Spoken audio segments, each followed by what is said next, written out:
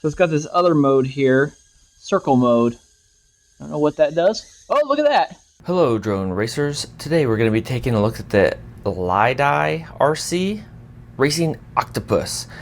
It doesn't have 8 propellers, it still only has 4, but it's an octopus, sure, why not? I think it's because it has this cute little bulbous head. This is basically a Wi-Fi only racing drone, and it follows that same model, so it looks like an Eachine or a JJRC model. It looks like a very similar frame, except it uses fully Wi-Fi. It could be really interesting for somebody that doesn't want to get goggles and a controller and everything, but wants to have this style of drone, and it's really cheap. It was like $26. But because this isn't really something that I'm going to keep around, this is the July 2017 giveaway. There will probably be another one later, but this is the first one, so we'll give it a review and then we'll give it away.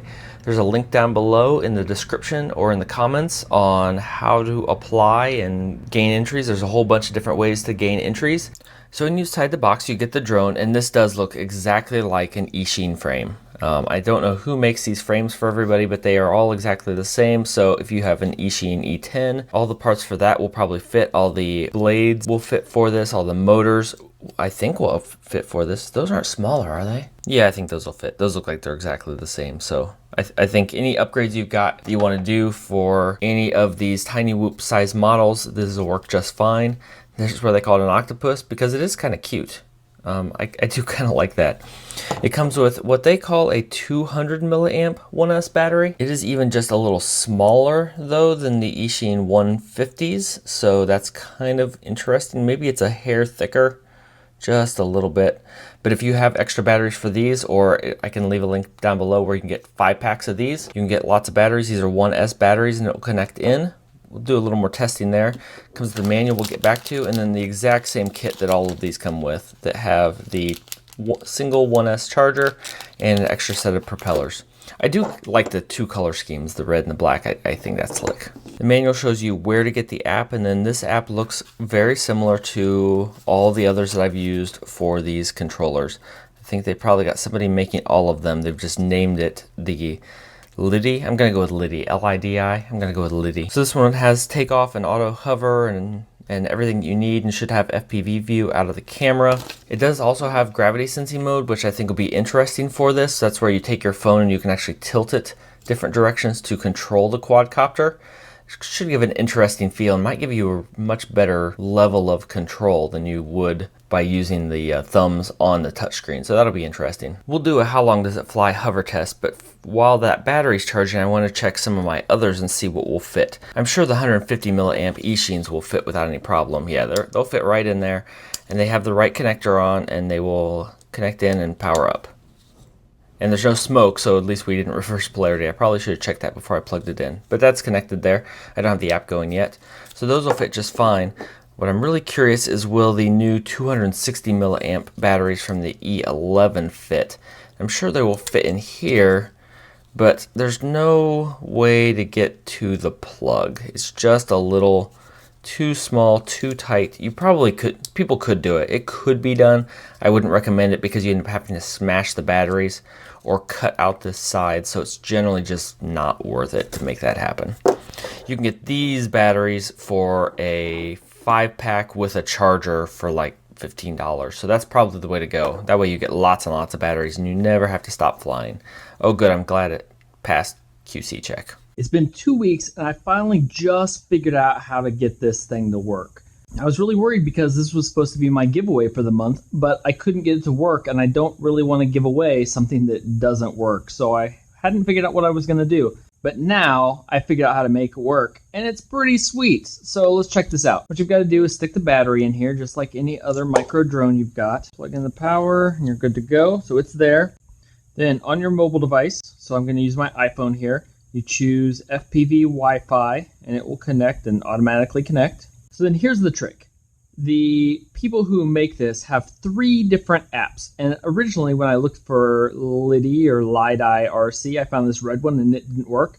So when I couldn't get that one to work, I looked and found the second one and couldn't get that to work either. And then finally I realized there's another app. So the one you want for this is the blue LiDiRC app. And then here it will allow you to work. And it's the one that looks like the octopus on here. Now we have FPV.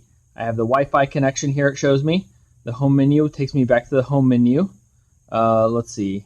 That gets rid of that screen. We don't want that. That will start video recording, so let's go ahead and do that while we're at it. This one will take a picture. This shows me my various options for control. This will show me my files that were saved from my photos and whatnot. I don't know what this one does. Here, this is the one we want. So here, I'm going to first do the remote control option. I'm going to have it take off.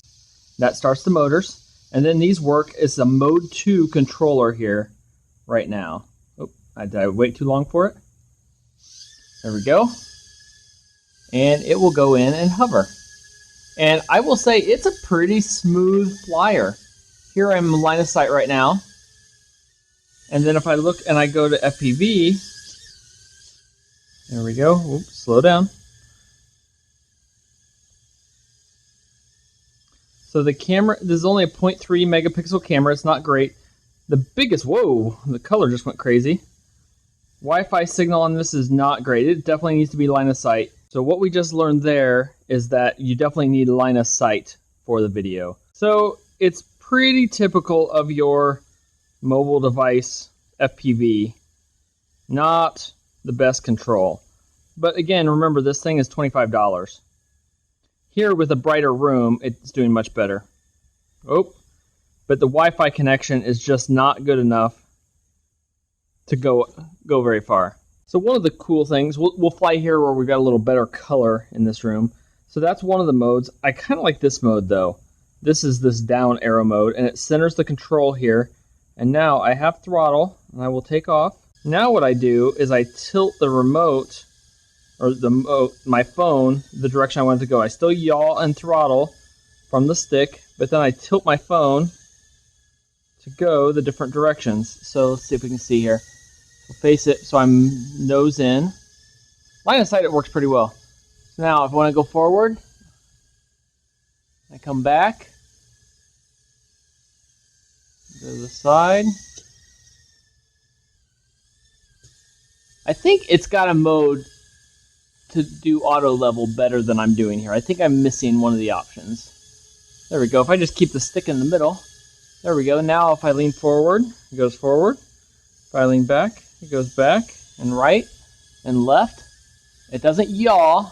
I can't turn. Yeah, I can't turn the phone and have it yaw. But it's kind of neat. It's I would consider it a novelty. Really, the whole thing here is a novelty. This is not a serious racer by any means. But it hovers pretty well. There I've got barely any control, and that's pretty cool. I can just tilt the phone.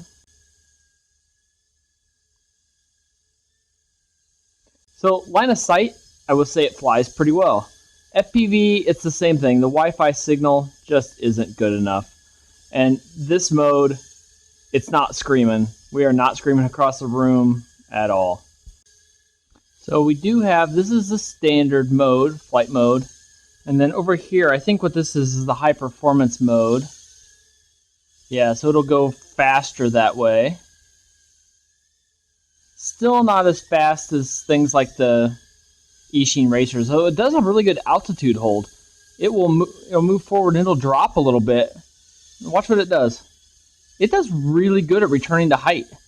So it's got I think they said it's got a barometer in it, which makes it nice for altitude hold. That's pretty impressive.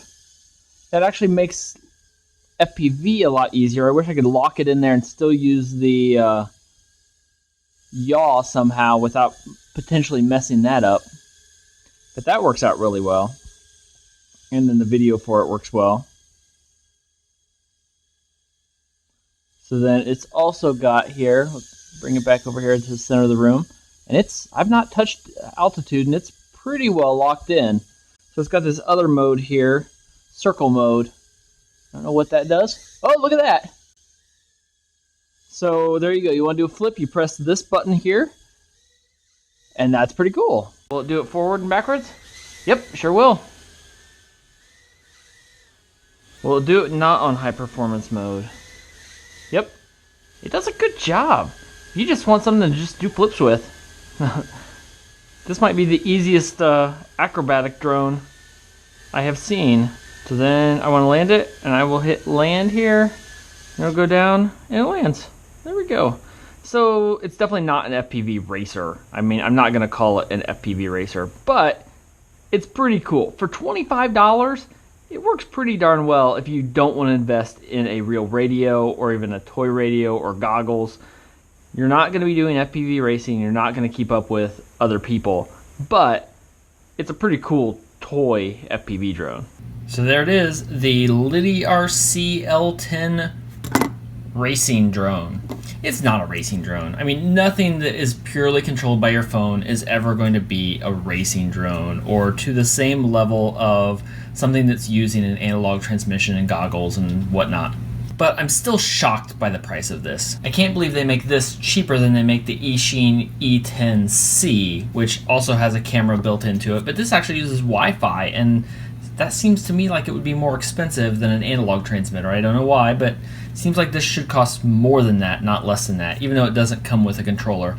It's pretty slick, but I kind of like it. I think it's neat. I wish the FPV was a little bit smoother, and I wish it worked a lot better through walls and around corners and whatnot. The range is pretty short. If you're seeing this in July of 2017, make sure you look in the description for the current giveaway, because we've given one of these away already this month, and now I'm going to give away another. I just couldn't stand to give it away until I knew if it worked. But it does, about as expected, so we're doing another one. But it did work about as expected, so now that I've gotten to try it, I will go ahead and give this one away. It's just not going to make my list compared to the racing drones and whatnot that I'm flying regularly. If you want to learn more about real racing drones, make sure you subscribe, because there's lots of content about how to get started in FPV racing and flying and whatnot, and I'd be really happy to help you get going. And until next time, remember, I really think an octopus should have 8 propellers.